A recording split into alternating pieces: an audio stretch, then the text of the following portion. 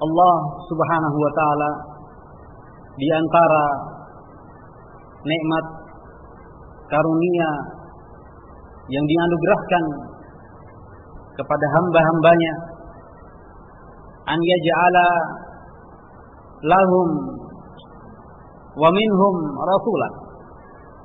Allah Subhanahu wa taala menjadikan bagi mereka dan dari mereka sendiri seorang rasul yang diutus untuk menjelaskan perkara-perkara yang dibutuhkan oleh mereka pula. Rasul yang diutus Allah Subhanahu wa taala dan sebagai pilihan dari sekian manusia yang lainnya, ini menunjukkan kenikmatan yang besar. Rusulan mubasysyirin wa mundzirin li'alla yakuna, mereka adalah para rasul sebagai mubasyir dan munzir, sebagai pemberi kabar gembira dan sekaligus sebagai pemberi peringatan.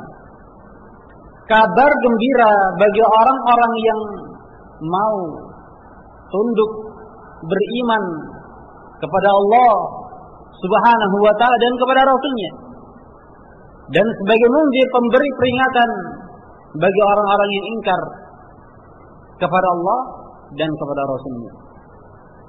Dan yang demikian ini agar mereka tidak ada lagi hujjah, tidak ada lagi argumen untuk menentang Allah Subhanahu wa taala pada hari kiamat. Dengan diutusnya para rasul, di antara tujuannya agar apa? Agar manusia tidak ada lagi hujjah, argumen untuk menentang Allah Subhanahu wa taala, untuk protes kepada Allah Subhanahu wa taala. Bagaimana hal ini? Hal ini ditunjukkan sebagaimana beliau sallallahu alaihi wasallam suatu ketika berkata kepada para sahabatnya dengan isyarat, mengisyaratkan, masali wa masalukum, permisalan saya bersama kalian itu sebagaimana seseorang au qadanara, yang menyalakan api. Permisalan saya dan kalian itu seperti halnya seseorang yang menyalakan api. Kemudian kalian seperti halnya apa? Seperti halnya serangga. Seperti halnya serangga. Jadi beliau seperti halnya orang menyalakan api di malam hari. Kemudian kalian seperti serangga. Serangga itu kalau di tengah malam dia akan berusaha mendatangi apa? Cahaya. Akan berusaha mendatangi cahaya. Dan mereka tidak bisa membedakan mana itu cahaya yang bermanfaat bagi mereka dan mana cahaya yang memudaratkan mereka. Dan api ini adalah cahaya yang memudaratkan, membahayakan mereka. Maka aku mencegah setiap orang dari kalian, mencegah agar tidak terjatuh di dalam api tersebut. Setelah dinyalakan, mencegah. Walakinnakum tasallatuna alayya, tetapi kalian sendiri yang apa? Melepaskan diri dari saya, mencoba melepaskan diri dari saya sehingga terjatuh di dalam api tersebut. Ini di antara nikmat yang besar yang Allah Subhanahu wa taala anugerahkan kepada manusia. Kemudian pada diri seorang rasul tentunya memiliki sifat-sifat yang melebihi orang selain rasul tersebut. Mereka memiliki keutamaan yang tidak dimiliki oleh seorang pun selain dari al-anbiya wal mursalin, para nabi dan para rasul. Olehnya Rasul sallallahu alaihi wasallam beliau menyatakan, asyadul bala'i al-anbiya, orang yang paling besar, yang paling keras ujiannya adalah al-anbiya. Adalah al-anbiya. Tsummal amsal fal amsal. Kemudian orang yang tingkat keimanannya semisal dan semisalnya, artinya di bawahnya terus seperti itu. Dan demikian pula Allah Subhanahu wa taala menguji tiap hamba dengan ujian yang setingkat dengan keimanannya. Tidak akan mungkin Allah Subhanahu wa taala memberikan ujian yang besar kepada seorang hamba yang lemah keimanannya. Semakin tinggi keimanan seseorang, maka semakin tinggi pula ujian yang Allah berikan. Ini di antara keadilannya Allah. Dan semakin ia lemah keimanannya, maka ujiannya semakin ringan. Ujiannya semakin ringan. Nah, nikmat Allah yang besar yang dilimpahkan kepada hamba-hambanya. Hadirin rahimani wa rahimakumullah, sehingga kalau kita membaca kisahnya para rasul, kisahnya para nabi, kita akan terheran-heran dengan semua ujian yang mereka mampu lewati satu persatu, dan semuanya lolos dengan baiknya. Misalnya Nuh alaihissalam, beliau Nuh alaihissalam dinamakan dengan Nuh likasrati, karena banyaknya apa? Ini terlalu banyak menangis. Beliau orang yang paling banyak menangis, Nuh, sehingga disebut Nuh, karena sedikit-sedikit nangis. Kenapa sebabnya? Karena takutnya ia kepada Allah Subhanahu wa taala. Ujiannya luar biasa. Ujiannya luar biasa yang tidak terbayangkan kalau itu menimpa di antara kita. Tidak akan mampu kita memikulnya. Tapi beliau mampu memikulnya. Alaihissalam. Kemudian Ibrahim misalnya, sampai ditakdirkan bagi beliau alaihi salatu wassalam dengan disiksanya, dibakar dengan api ketika kaumnya pergi beserta rajanya, termasuk bapaknya Azar, untuk keperluan berburu. Kemudian Ibrahim diajak, mari ikut kami. Maka ia mengatakan, ini sakim, saya sedang sakit, minta uzur, tidak bisa ikut bersama pasukan.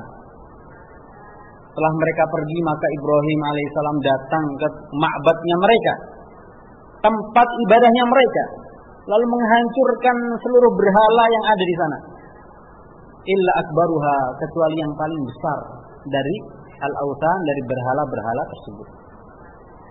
Dan kapak yang beliau gunakan untuk menghancurkan sekian berhala dikalungkan di leher berhala yang paling besar, dikalungkan. Ketika mereka datang, dalam kisah yang panjang terjadi perbincangan, siapa yang melakukan hal ini kepada Tuhan-Tuhan kita? Maka seorang mengatakan, di sana ada seorang fata yuqalu lahu Ibrahim, namanya Ibrahim, barangkali dia, karena selain dia yang paling beda sendiri, yang lainnya seperti kita, dia lainnya sendiri. Maka Ibrahim didatangkan, ditanya, dalam kisah yang panjang dia menjawab, bal fa'alahu kabiruhum hadza. Bahkan yang melakukan ini Tuhan yang paling besar ini, yang kalian tuhankan ini, yang paling besar ini. Kenapa? Karena dia iri kan, melihat mosok yang disembah banyak, sedangkan dia yang paling besar. Dia iri, mestinya ini yang disembah. Karena ia tidak terima, maka yang kecil dia hancurkan semuanya. Buktinya apa? Kapaknya terkalungkan di lehernya, berarti dia. Maka mereka mengatakan, tidak akan mungkin, karena ini hanya sebuah batu. Tidak akan mungkin untuk melakukan, menghancurkan sekian berhala yang lain. Maka Ibrahim mengingatkan bahasa terjemahan bebasnya, sesuatu yang la yantik, yang tidak bisa berbicara, tidak bisa mendengar, kemudian kalian ibadahi. Maka mereka pun terdiam, dan muncul kekufurannya kembali. Lalu mereka mengatakan apa? Tolonglah Tuhan-Tuhan kalian, dan bakarlah Ibrahim, kumpulkanlah kayu dan bakar ia. Maka dikumpulkan kayu yang sangat banyak dan dibakarlah Ibrahim alaihissalam. Kemudian Allah Subhanahu wa taala berfirman kepada api, "Qulna ya naru kuni bardan wa salaman ala Ibrahim."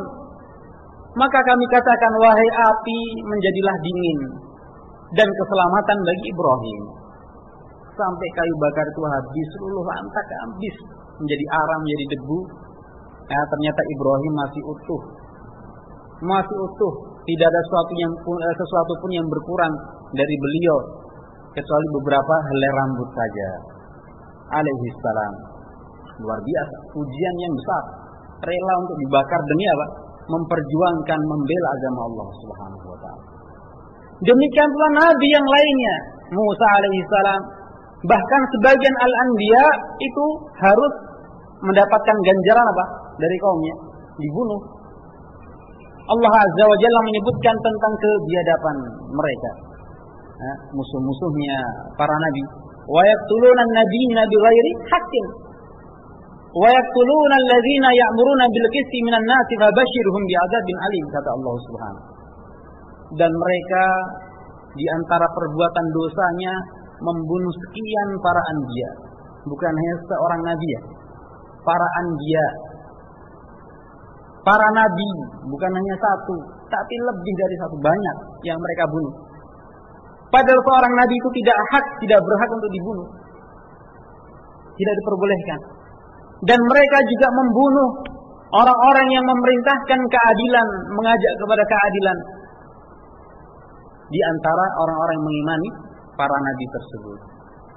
Hadirin rahimani wa rahimakumullah, kita ketahui Rasulullah sallallahu alaihi wasallam mengatakan, "Asyaddun nasi azaban yaumal qiyamah."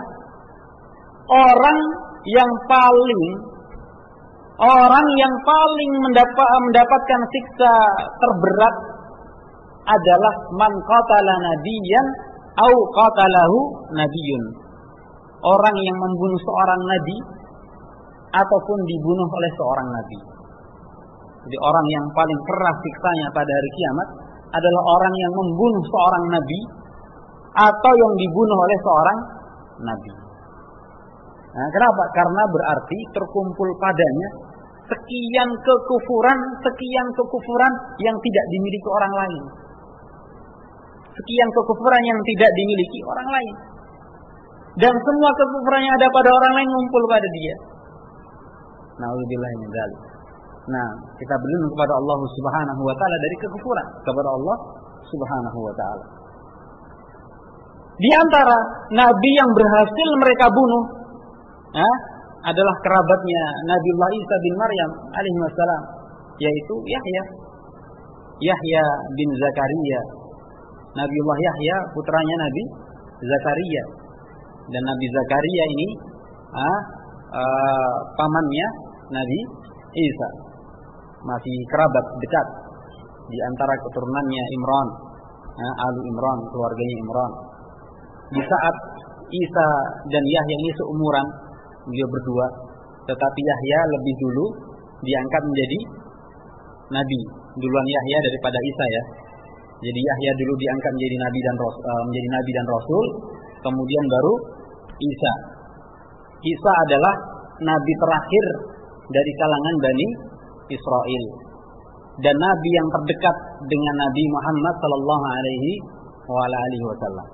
Pada saat raja mereka mengutus utusan para algojo untuk memburu Isa bin Maryam alaihi wassalam, kemudian Allah Subhanahu wa taala menyelamatkan Isa dengan menawarkan kepada muridnya al-Hawariyun, siapakah di antara kalian yang berkenan untuk wajahnya diserupakan dengan saya?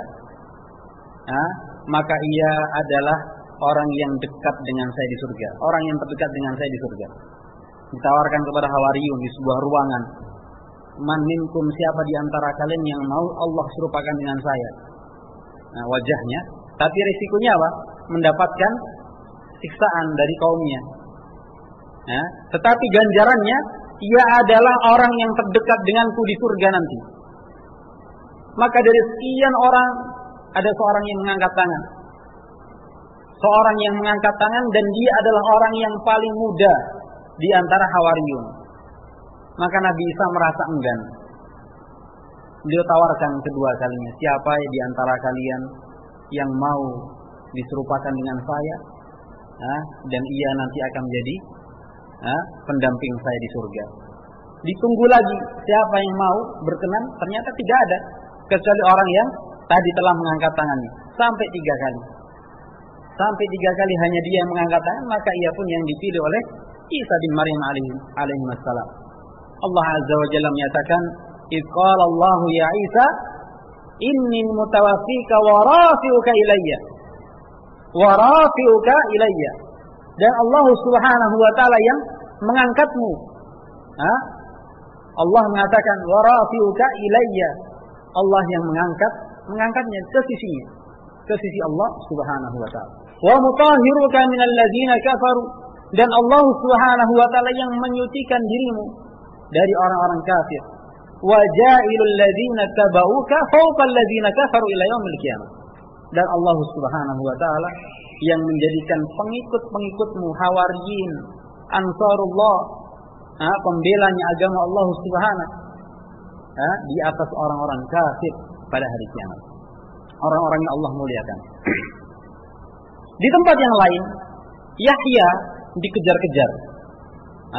Dikejar-kejar dan kemudian beliau dipanggil oleh sebuah pohon.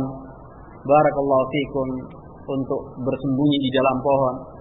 Kemudian Yahya alaihi salam bin Zakaria alaihi salam berlindung di dalam pohon tersebut. Ternyata ketika terjadinya kejadian tersebut dilihat oleh syaitan, maka syaitan memberikan kabar kepada orang-orang yang memburunya bahwa Yahya ada di dalam pohon tersebut. Faqatalu, maka mereka pun memotong pohon tersebut dan membunuh Yahya, lalu kepalanya diserahkan kepada raja mereka. Nah, dosa yang amat besar.